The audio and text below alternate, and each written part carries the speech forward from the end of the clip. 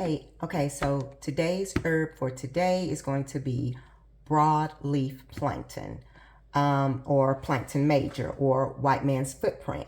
So I wild harvested this yesterday, and let me tell y'all, I cannot say enough about plankton. Okay, so the medicinal properties of this.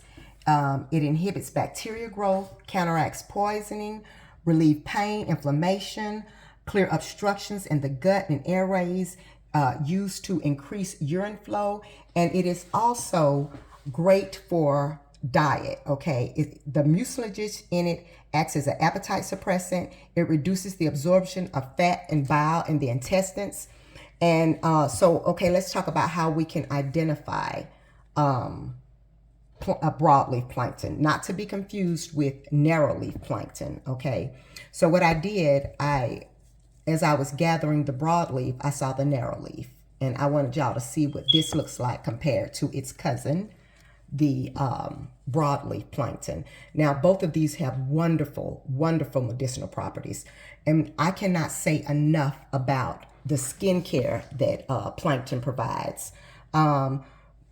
I'm just touching, just barely touching the surface on this plant, okay? This grows wild in your backyard, in your front yard. You can wild harvest this as long as you don't have any toxic chemicals, any pesticides. As long as you haven't sprayed your yard down with anything, you've got a medicine cabinet in your backyard, okay? Soothes pain, itching, swelling, insect bites, stings. By calming the antihistamine response, relieves irritation, discomfort of the skin, rashes, hives, eczema, and psoriasis. You can also make oil with it.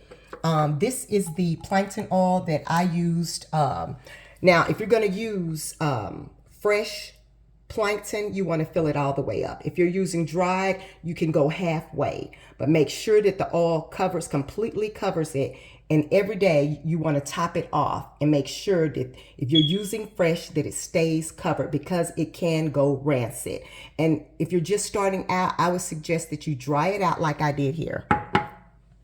These have been dried, okay? I got about a pound of this stuff yesterday, and I dried out. I just took some off the trays.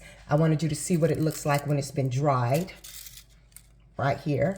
But like I said, I would suggest that if you're just starting out, I would go with the dried, because if you really don't know how to, and by the way, this will cure for up to 6 weeks to 2 months. And I will probably also do a double infusion on it. The stronger, the better. Okay. My husband had a burn yesterday on his hand. What we did, we wrapped it in one of the plankton leaves, and you can't even tell that the burn was even on his hand, okay? Like I said, I'm just touching the surface. You have to do your own research, but this is something that you want in your medicine cabinet, okay?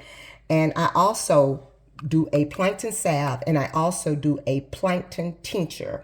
It's alcohol-based, okay? But you can find this on my website, along with some photos as well.